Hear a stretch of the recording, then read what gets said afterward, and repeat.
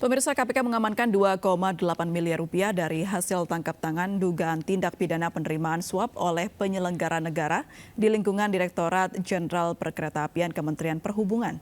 10 orang dinyatakan sebagai tersangka proyek pembangunan dan pemeliharaan jalur kereta di Sulawesi Selatan, Jawa Tengah, Jawa Barat, dan Sumatera tahun anggaran 2018-2022. Lalu apa saja yang menjadi modus dari proyek infrastruktur nasional itu? Langsung saja kita menyapa Kepala Bagian Pemberitaan yang juga juru bicara bidang penindakan KPK, Pak Ali Fikri. Selamat sore, Bang Ali. Selamat sore, Mbak Hafid. Baik, dari 10 tersangka yang sudah ditetapkan KPK ini, berapa orang yang merupakan penyelenggara negara dan berapa orang yang swasta? Iya, tentu sesuai dengan kewenangan KPK maka pasti ada unsur penyelenggara negaranya ya. Di dalam perkara ini adalah terdiri dari para pejabat pembuat komitmen ya gitu ya, atau PPK itu atau Pimpro ya kalau dulu itu sebutannya, itu merupakan bagian dari penyelenggara negara. Ada 4 penerima dan juga kemudian ada 6 sebagai pemberi suap. Nah, penerima inilah bagian dari penyelenggara negara yang diduga menerima suap. Sejauh ini sebagai bukti permulaan adalah 14,5 miliar rupiah ya. Tentu ini baru awal yang kemudian KPK temukan datanya terkait dengan penerimaan uang suap terkait dengan proyek-proyek setidaknya 4 klaster proyek ya yang tadi pagi sudah kami sebutkan dari Sulawesi sampai di Jawa begitu ya, termasuk Solo dan kemudian Jawa Barat begitu. Nah, tentu agenda KPK berikutnya adalah menyusun strategi untuk mengumpulkan alat bukti berikutnya. Beberapa tempat dan lokasi tentu sudah disegel, di status quo-kan, nanti berikutnya akan dilakukan tindakan hukum lebih lanjut untuk mengumpulkan alat bukti untuk melengkapi bukti-bukti yang sudah kami miliki sebagai bukti permulaan sebagaimana ketentuan undang-undang yang mengharuskan ketika pada proses penyidikan KPK harus setidaknya memiliki 2 alat bukti. Begitu, Mbak. Baik, lalu dugaan korupsi ini terjadi di lingkungan Direktorat Jenderal Perkeretaapian, Kemenhub tahun anggaran 2018-2022. Lantas mengapa baru terungkap saat ini, Bang Ali? Iya, ini adalah bagian dari laporan masyarakat ya, Pak April, yang masuk ke KPK kemudian ditindaklanjuti pelaporan tadi itu dengan verifikasi telahan dan kemudian langsung ke lapangan. Kegiatan tangkap tangan yang kami lakukan ini bukan sehari 2 hari ya, tetapi sudah beberapa waktu yang lalu kami lakukan analisis. Ini sekaligus juga membantah bahwa seolah-olah untuk menutupi isu adanya persoalan-persoalan di internal. Sekali lagi, ini tidak ada kaitannya. Kami tetap bekerja bahwa ada persoalan yang saat ini sedang ramai dibicarakan di masyarakat terkait misalnya pelaporan ke Dewan Pengawas KPK, itu tetap berjalan. Kami hargai itu, proses itu berjalan.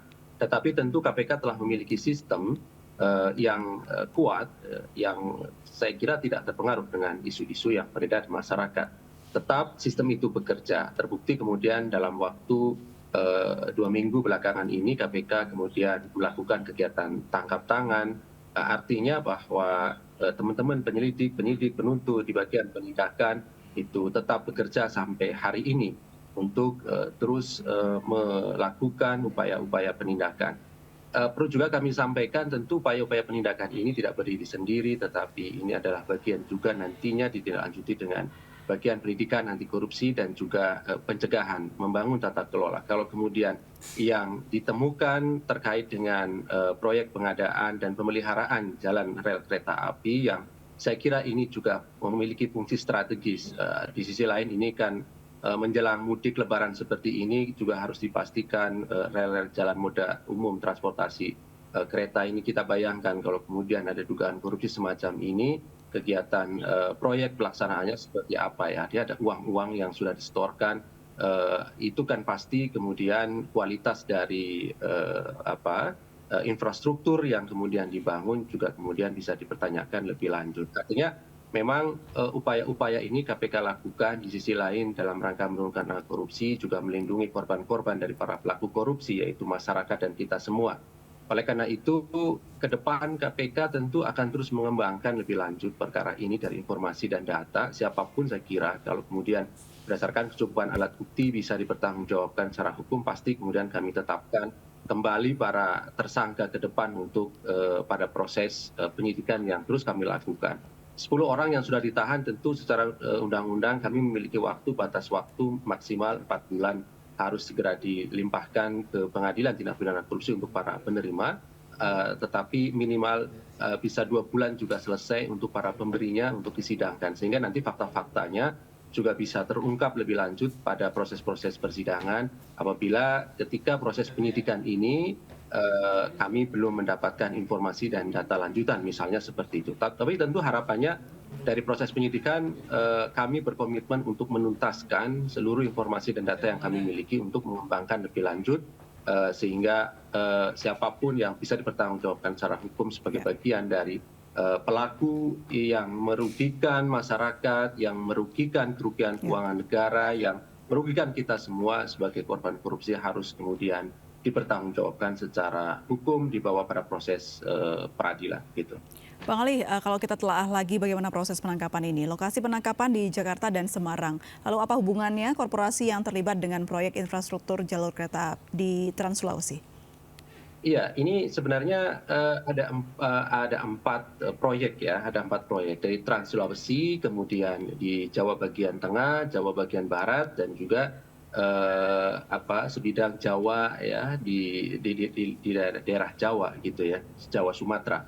Nah, tentu sebagai informasi awal kan kemarin memang ada jalan trans di Sulawesi dan kemudian di Solo, tetapi kemudian dalam perkembangannya dalam waktu 1 kali 24 jam ternyata kami menemukan fakta-fakta lain di proyek-proyek yang lain. Nah, ini kan sebagai gambaran bahwa dalam waktu 1 kali 24 jam saja kami bisa menemukan sampai 4 proyek yang diduga 5-10% sudah diberikan sebagai suap kepada para pelaksana dari kegiatan proyek pembangunan ataupun pemeliharaan dari rel kereta api dimaksud. Tentu harapannya ke depan masih akan terus berkembang. Kami optimis untuk terus mengembangkan dan mempertanggungjawabkan pihak-pihak yang berbuat korupsi, yang melakukan tindak pidana korupsi dalam proyek-proyek yang saya kira nilainya cukup besar ya. Apalagi kemudian yang di Trans Sulawesi ini kan baru ya, pembangunan Sulawesi di pembangunan rel di wilayah Sulawesi. Kalau untuk yang Jawa, Sumatera, Jawa Tengah dan Barat ini kan pemeliharaan, artinya sudah ada rel kereta api dan tetapi pemeliharaannya kemudian diduga dikorupsi dengan modus-modus yang sebenarnya cukup klasik begitu ya. Dia merekayasa administrasi dan kemudian merekayasa para pemenang tender yang diberikan hanya kepada orang-orang tertentu dengan harapannya nanti akan memberikan sejumlah uang setelah ditetapkan sebagai pemenang tender. Dalam beberapa perkara, ketika kemudian para pelaksana proyek ini kemudian memberikan suap kepada pejabat membuat komitmen ataupun siapapun yang memiliki kebijakan untuk menentukan pemenang dari proyek tersebut, dipastikan kualitas dari pekerjaan pun bisa dipertanyakan. Oleh karena itu KPK juga pasti nanti akan masuk ke sana ya, melakukan pemeriksaan-pemeriksaan sejauh mana kemudian kualitas dari pekerjaan itu sendiri. Harapannya apa? Tentu ini bagian dari perlindungan masyarakat. Sekali lagi bahwa ini adalah perlindungan kita semua sebagai pengguna dari moda transportasi umum. Sekali lagi terlebih dari situasi yang saat ini sebentar lagi kita menghadapi arus mudik maupun arus balik, tentunya juga tentu KPK concern terhadap persoalan-persoalan yang langsung menyentuh pada kebutuhan masyarakat. Ya, kalau tadi disebutkan ada kemungkinan penambahan dana korupsi yang akan didapatkan dari kasus ini. Apakah akan ada kemungkinan tersangka lain yang akan ditangkap dari kasus ini? Iya, terbuka lebar saya kira kemungkinan pihak lain. Karena kalau kita memiliki pengalaman dalam penanganan perkara itu, pelaku korupsi tidak hanya 1-2. Bahkan dalam kasus ini kan berjamaah ya, lebih 10 orang ya. Dan saya kira ke depan karena ini 4 proyek, saya kira sangat dimungkinkan pihak-pihak lain bisa dipertanggungjawabkan dalam perkara ini. Tetapi sekali lagi sepanjang kemudian kami dapat juga mempertanggungjawabkan alat bukti yang bisa menetapkan pihak-pihak tersebut sebagai tersangka. Sederhananya yang kami lakukan pasti basisnya kepada alat bukti yang terus kami lakukan pengumpulan dari mulai hari ini menyusun strategi sampai ke depan. Kami melakukan upaya-upaya untuk mengumpulkan alat bukti dan juga mengembangkan lebih lanjut terkait dengan dugaan korupsi dan dugaan pihak-pihak lain yang dapat dipertanggungjawabkan secara hukum gitu. Lalu seperti apa pengawasan KPK terhadap di lingkungan DJKA khususnya? Apakah KPK akan terus memantau seperti apa kinerjanya hingga kasus ini terungkap secara terang benderang? Iya betul, tentu setiap kegiatan tangkap tangan yang kami lakukan pasti nanti kami tindak lanjuti oleh bidang lain. Ini yang kami lakukan kan bidang penindakan ya, artinya ada penegakan hukum. Tentu berikutnya dari pencegahan, dari monitoring itu pasti akan turun juga ya, melihat celahnya di mana gitu kan, sehingga kemudian timbul dugaan korupsi semacam ini. Nah kita perbaiki nanti di sana dengan rekomendasi-rekomendasi dan kajian-kajian sehingga harapannya ke depan tidak terulang kembali begitu ya, kelemahan-kelemahan yang ada. Karena kita tahu bahwa korupsi itu terjadi pasti karena ada niat dan kesempatan serta ada kelemahan di dalam tata kelolanya kan begitu ya.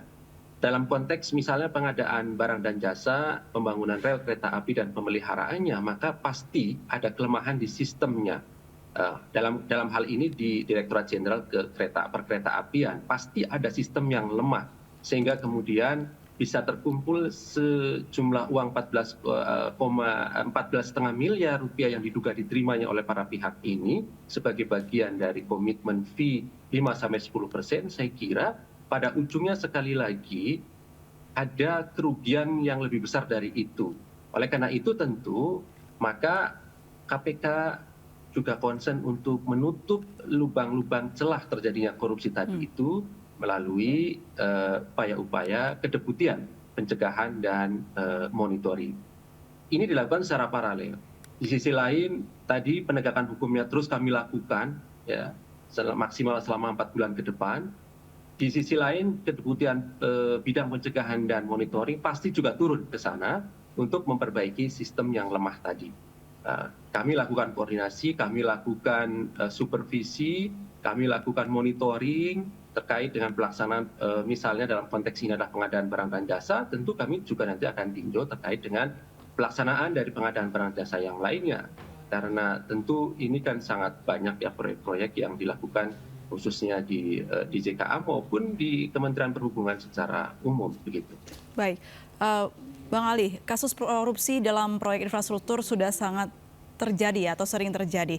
Nah, yang kita tahu KPK juga sudah ada divisi pencegahan untuk hal ini di setiap kementerian dan juga lembaga-lembaga terkait. Namun apa yang menjadi alasan kasus korupsi ini terus saja terjadi? Banyak hal sebenarnya ya. Kalau kita bicara konteks korupsi tadi, itu kan setidaknya tadi ada niat dan ada kesempatan.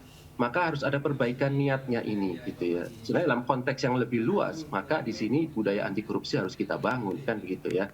Pengetahuan dan kemudian aplikasi terkait dengan korupsi dan bahayanya yang menimbulkan korban begitu luas pada kita masyarakat itu harus kemudian benar-benar ditanam. Oleh karena itu KPK akan melalui berbagai program-program pendidikan anti korupsi terus kami lakukan. Di tahun 2023 terus kami lakukan program-program lanjutan di tahun 2022. Harapannya indeks persepsi anti korupsi pada kita sebagai masyarakat itu akan terus meningkat sehingga para penyelenggara negara dan termasuk masyarakat juga sikap anti korupsinya semakin baik dengan harapan tentu juga kemudian mendukung upaya-upaya kesempatan untuk tidak melakukan korupsi. Nah, kesempatan untuk tidak melakukan korupsi itu bisa ditutup melalui pencegahan, kan begitu ya, pencegahan tadi itu. Jadi niat dan kesempatannya ini kita harus tutup, niatnya kita perbaiki, niat untuk melakukan korupsinya kita perbaiki, kemudian yang kedua celah untuk kesempatan siapapun untuk melakukan tindak pidana korupsi juga kita harus tutup. Nah, yang ketiga, ketika kemudian ini dilakukan tetapi masih juga dilakukan, maka sebagai efek jerah melalui penindakan. Salah satunya dilakukan dengan tangkap tangan semacam ini yang kemudian KPK lakukan. Harapannya ada efek jerah. Siapapun yang melakukan tindak pidana korupsi pasti kami tangkap. Sepanjang kemudian ada kecukupan alat bukti seperti yang kami lakukan di Semarang, Surabaya, Jawa Barat, dan juga di Jakarta ini begitu. Nah ini ketiga yang kami lakukan ini secara simultan, pendidikan anti korupsi, pencegahan dan penindakan ini juga tidak akan efektif ketika tidak ada peran serta masyarakat. Oleh karena itu, di dalam upaya pemberantasan korupsi itu perlu dukungan dari seluruh lapisan masyarakat. Masyarakat ini kan sangat luas dari segala bidangnya, segala profesinya, termasuk para penyelenggara negara itu sendiri sebagai bagian dari masyarakat. juga harus bersama-sama mendukung upaya pemberantasan Baik. korupsi yang dilakukan oleh KPK maupun penegak hukum lainnya, kejaksaan, kepolisian. Kami sinergi dengan ketiga lembaga itu dibantu dengan Ya. lembaga supporting lainnya, BPK, BPKP, PPATK, dan lain-lainnya begitu. Ya, kita harapkan langkah-langkah yang dilakukan oleh KPK dapat menekan angka korupsi yang terjadi di Indonesia. Terima kasih banyak Bang Ali Fikri, Kepala Bagian Pemberitaan KPK atas waktunya. Selamat sore dan salam sehat selalu. Selamat sore.